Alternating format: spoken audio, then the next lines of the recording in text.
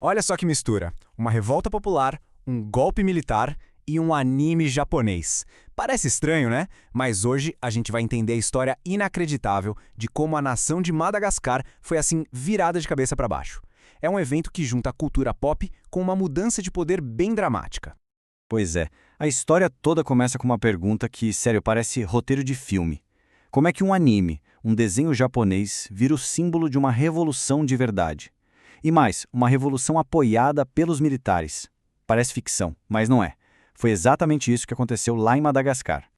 Então, para a gente entender o cenário, pensem assim: um movimento liderado pela galera mais nova, a geração Z, totalmente organizado pela internet. Uma coisa que cresceu tão rápido, de forma tão explosiva, que no final das contas o presidente teve que fugir do país.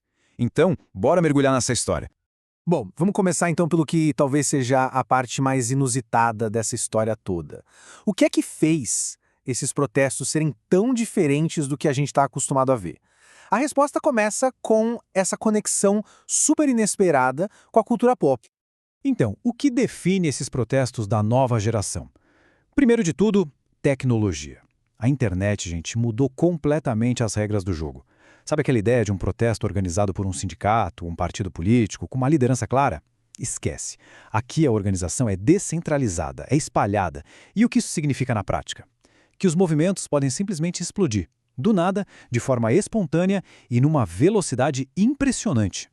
E aí que entra o tal do anime. O símbolo que uniu essa galera toda foram imagens de One Piece. Pra quem não conhece, é um anime super famoso sobre piratas que buscam a liberdade acima de tudo. E segundo a fonte que a gente está analisando aqui, não foi por acaso. Os temas da série que são descritos como libertários, ou seja, aquela coisa de lutar pela liberdade individual contra um sistema opressor, isso conversou diretamente com o sentimento da juventude de lá, que se sentia sufocada pelo governo. Ok?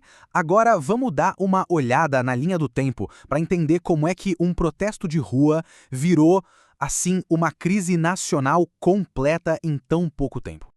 E olha, tudo aconteceu numa velocidade alucinante. Lá para meados de setembro, os protestos começaram na capital, Antananarivo. No início, o foco era mais em questões econômicas. Só que aí veio o ponto de virada. A polícia reagiu com muita violência. E a partir daí, gente, não tinha mais volta. O presidente até tentou uma manobra para acalmar os ânimos, mas já era tarde demais. A medida foi vista como insuficiente. Mas afinal, o que essa multidão toda queria? As exigências eram bem claras, bem diretas. Primeiro, chega de corrupção no governo. Segundo, o governo precisava fazer alguma coisa contra o empobrecimento da população. E terceiro, dar um basta nessa história da elite política enriquecendo às custas do povo. Era basicamente um grito por justiça, né? 22. Este número é pesado. Foi a quantidade de manifestantes que morreram durante a repressão da polícia. E o efeito foi o contrário do que o governo esperava. Em vez de assustar e acabar com os protestos, esse número virou um estopim. Serviu para inflamar ainda mais a revolta e unir o país inteiro contra o governo.